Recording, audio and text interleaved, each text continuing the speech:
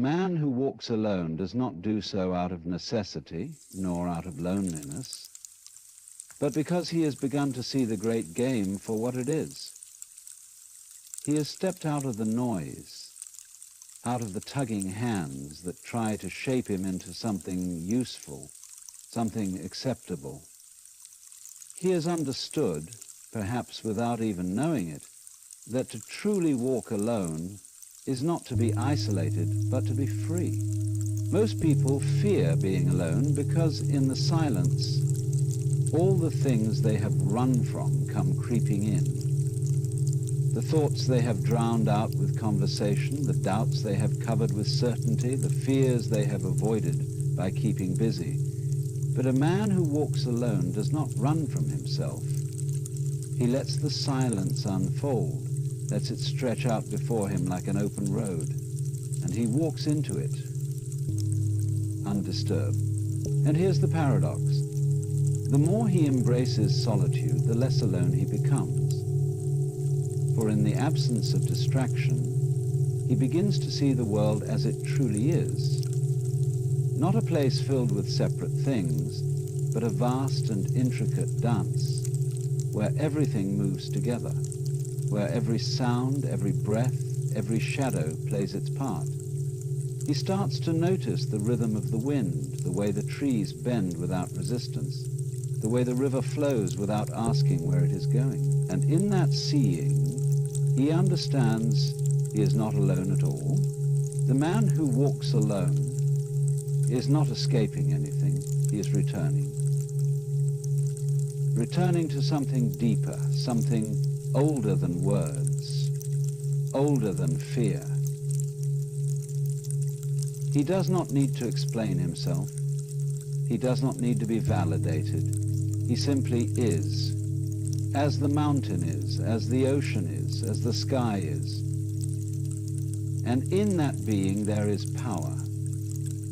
Not the kind that seeks to control, not the kind that needs to be recognized, but the quiet, effortless power of a man who has nothing to prove because he already knows who he is. A man who walks alone is not necessarily seeking solitude, nor is he rejecting the world. He is simply moving without the need for an audience, without the compulsion to explain himself. In a world that constantly demands validation, to walk alone is an act of quiet defiance. He is not weighed down by the expectations of others, nor is he bound by the invisible chains of approval. There is a deep strength in this, a power that does not come from dominance, but from the absence of fear. Most men are terrified of being alone. They fear the silence, the space where their thoughts echo back at them without distraction.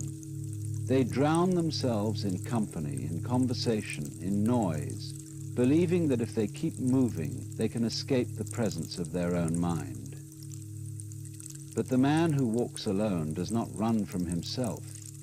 He lets the silence expand around him, lets it press against his skin, lets it seep into his bone. And in that silence, he finds something unexpected: clarity. There is a peculiar kind of peace that arises when a man stops searching for approval, when he no longer feels the need to be seen, when he no longer seeks permission to exist as he is. He becomes like the wolf that roams the mountains, moving without hesitation, without explanation. He does not need to announce his presence, nor does he seek recognition.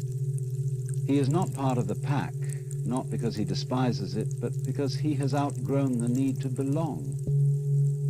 To walk alone is not to be without direction. It is not to wander aimlessly, lost in a world that does not care. On the contrary, it is to move with a purpose so deep that it does not require justification.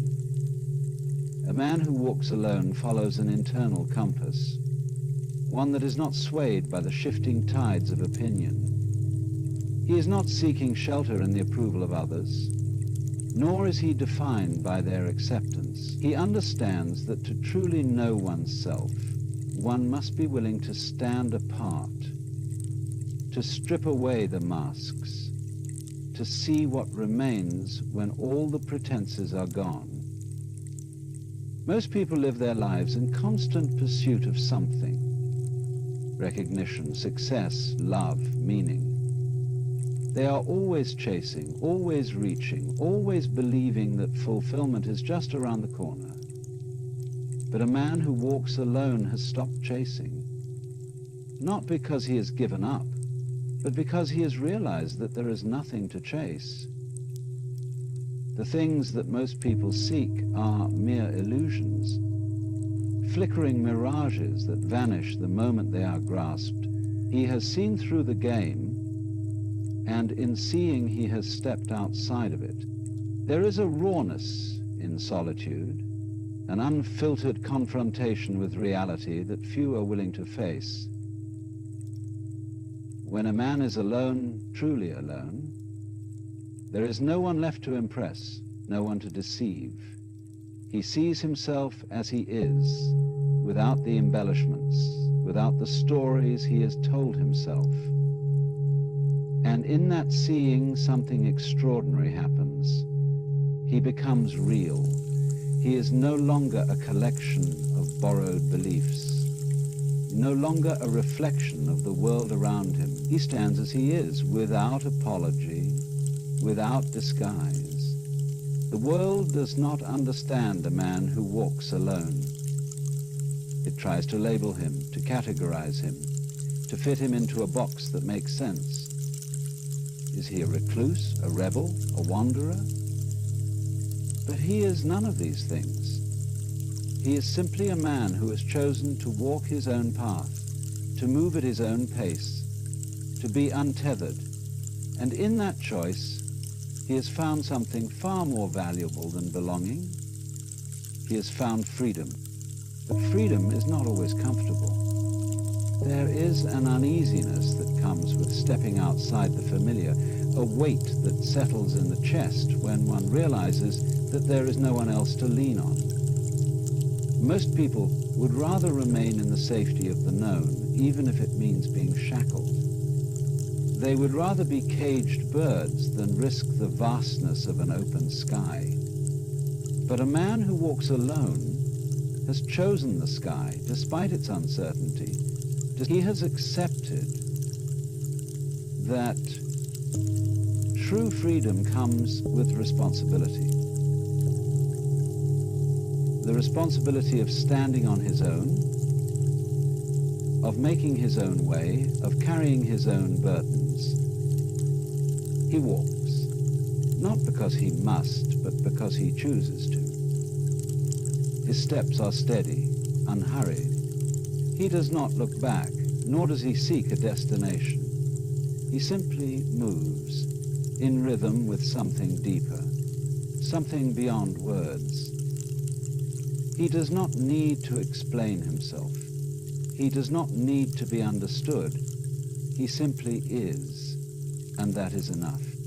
The man who walks alone is not bound by the distractions that consume others. He is not pulled by the endless demands of the world, nor is he caught in the cycle of seeking and being sought. He understands that most of what people chase is fleeting. Status, validation, security, things that dissolve like mist when examined closely. And so he does not chase. He moves with an awareness that most never cultivate. A quiet understanding that there is nothing outside of him that he truly needs. There is a kind of patience in his steps, an unshaken presence that does not rush, does not hesitate. He has no need to arrive anywhere because he knows there is nowhere to go. The journey is not towards something, but into something, into himself, into the vast silence that most fear. This silence is not empty, not void of meaning, but full, brimming with depth that only a few will ever touch. It is in this silence that he begins to hear, not with his ears, but with something deeper, something older than words.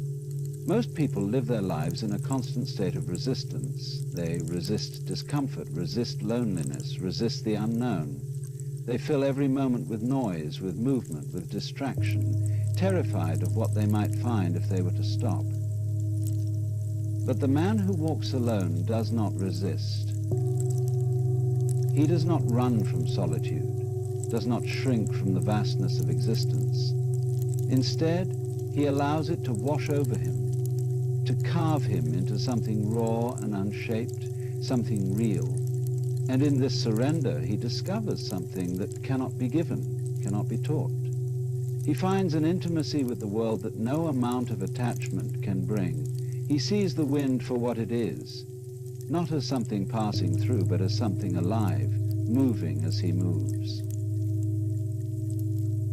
He watches the trees bend without effort, the rivers flow without asking why, and he understands without needing to understand. To walk alone is not to reject the world, but to see it without distortion. It is to walk among people without being entangled in their illusions, to listen without being pulled into their fears. He can sit in a crowded room and hear everything, yet be moved by nothing, not because he is indifferent, but because he sees through it all. The desperation hidden behind laughter, the insecurity masked by confidence, the loneliness disguised as connection. He does not judge it, nor does he try to fix it. He simply sees, and in seeing, he is free. A man who walks alone does not cling to things, not because he despises them, but because he understands their nature. Everything comes and goes, relationships, possessions, even the body itself. To hold on to something as if it were permanent is to invite suffering. And so he lets things pass through him as the wind passes through the trees, touching but never trapping. He experiences everything deeply but does not chain himself to anything.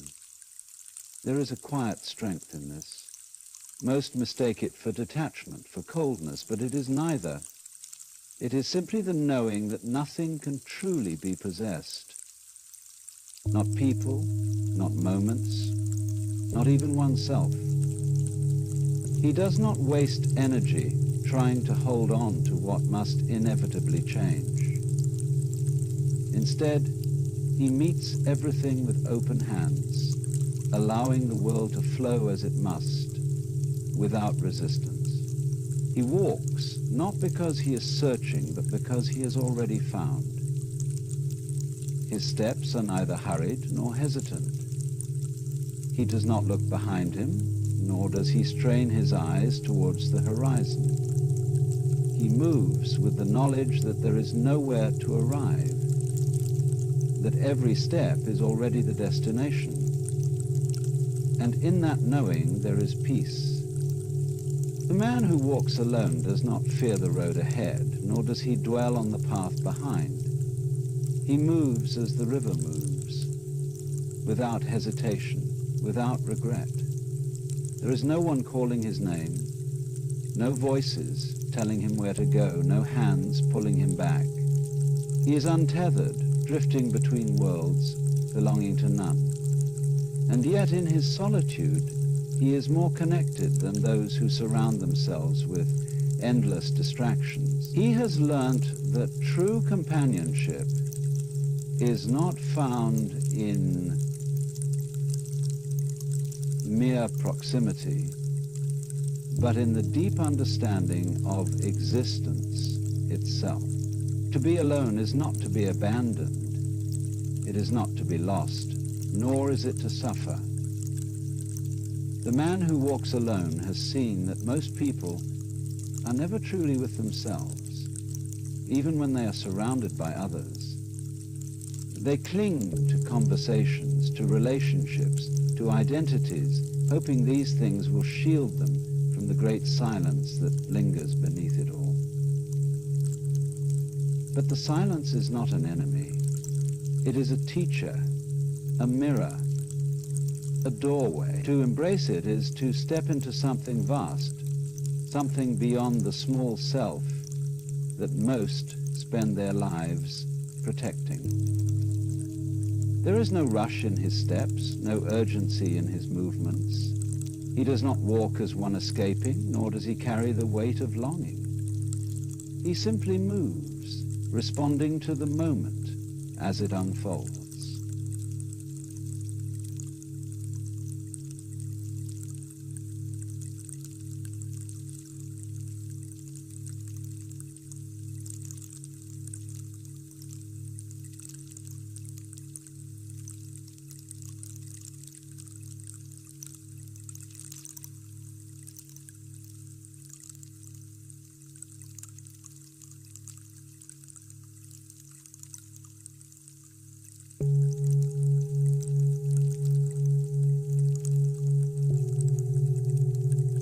He does not measure his movement, as he does not measure his worth by the standards of others. He understands that there is no race, no finish line, no destination. There is no race. He has seen that everything he needs has been here all along, within him, waiting in the silence he once feared. When he looks at the world, he does not see it as separate from himself. The mountains do not merely stand before him. They breathe, they pulse, they exist as he does. The sky does not hang above him as something distant and apart. It is in him as much as he is in it. There is no division between him and the vastness he walks through. He does not need to claim it, does not need to name it. He simply sees, and in seeing, he dissolves into it. Most people are desperate to be seen, to be acknowledged, to be remembered. They build identities like fortresses, piling on accomplishments, relationships, opinions, hoping to make themselves real. But the man who walks alone has let go of the need to be anything at all. He does not seek to be remembered, nor does he fear being forgotten. He knows that the self is like a shadow, always shifting, never solid, an illusion cast by the mind. To cling to it is to suffer. To release it is to be free. He does not belong to the past, nor does he wait for the future. He does not measure time in days or years, but in moments, in breaths, in the way the wind changes as the sun begins to set. He has no need for certainty, no hunger for control. He has given himself to the unknown, to the unfolding mystery of existence, and in doing so, he has found what most spend their lives searching for. The road does not ask him where he is going, nor does he ask it to take him anywhere. He moves because movement is the nature of things. The river flows, the clouds drift, the seasons change, and he walks. Not towards an end, not away from anything, but simply because he is here, because there is no other place to be. And in that simplicity, there is peace. The man who walks alone does not concern himself with explanations. He does not waste words trying to make others understand his path, nor does he expect anyone to follow. There is no need to convince, no desire to be heard, for he has learnt that truth does not require an audience. He moves in silence, not because he lacks things to say, but because he has seen that most words are empty. Attempts to fill the void rather than embrace it. He watches as others cling to certainty, to beliefs handed down to them, to ideas that have never been questioned. He sees the way they build their lives around expectations, obligations, traditions that have long since lost their meaning. He sees how they chase after things they do not truly want, how they bind themselves to people who do not truly know them. He sees it all, and he does not judge. He simply understands. There is a freedom that comes with solitude, But it is not the kind that most imagine. It is not the freedom of doing whatever one pleases, of casting off all responsibility, of living without ties. It is something deeper, something quieter. It is the freedom of being at peace with what is, the freedom of not needing to seek, not needing to prove, not needing to be more than what one already is. It is the freedom of knowing that nothing is missing, that nothing needs to be added or taken away. The world will always try to pull him back. It will whisper of comfort, of belonging, of the supposed joys of a life filled with people, plans, and purpose. It will tell him that to be alone is to be incomplete, that to walk without a destination is to be lost. But he knows better. He has tasted the stillness that most never touch. He has seen the illusion of permanence, the way everything shifts, the way even the strongest bonds are temporary. He does not resist life, nor does he resist the world. It simply does not hold him. There are moments when he crosses paths with others, moments when he is invited to step into their world.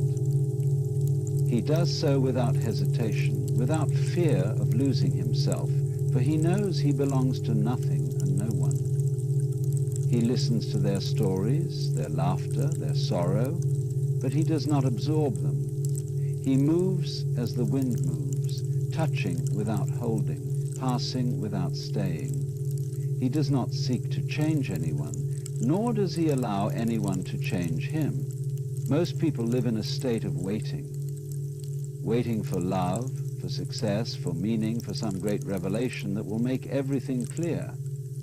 They do not realize that what they are searching for is already here, in this moment, in this breath. The man who walks alone does not wait. He does not postpone his life for a future that may never come. He does not measure his days by achievements, by milestones, by the approval of others. He simply lives, fully, deeply, without hesitation. There is a power in moving through the world without attachment. A power that does not demand attention, does not seek recognition. It is not the power of control, nor the power of dominance, but the power of presence. The power of a man who needs nothing, fears nothing, and clings to nothing. He does not ask for permission to exist as he is. He does not apologize for the space he takes up, nor does he shrink himself to fit into places he does not belong. He has walked through loneliness and emerged on the other side. He has faced the silence that most run from, and he has discovered that it is not empty but full of life, full of meaning, full of a depth that cannot be found in the noise of the world. He does not need to escape himself, for he has made peace with what he is.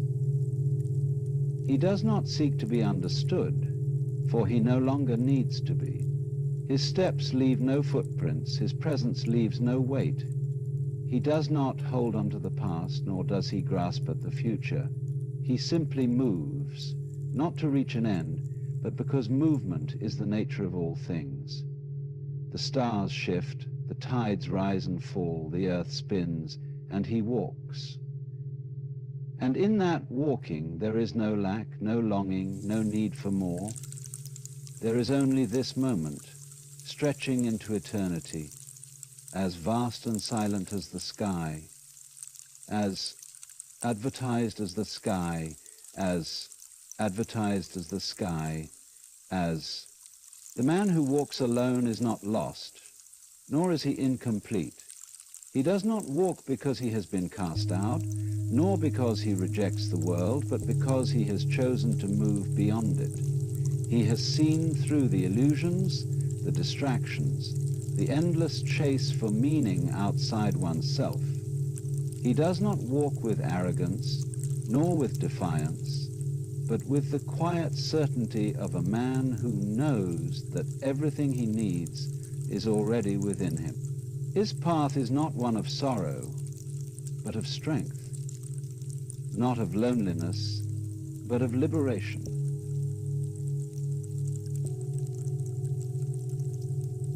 He is not afraid to stand alone, because he understands that true power does not come from the approval of others.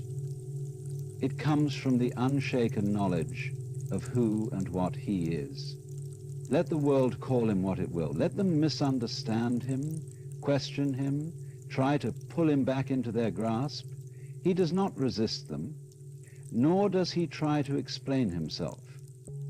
He simply walks, steady and unshaken, with the wind at his back and the sky stretching endlessly before him. For the man who walks alone has already arrived.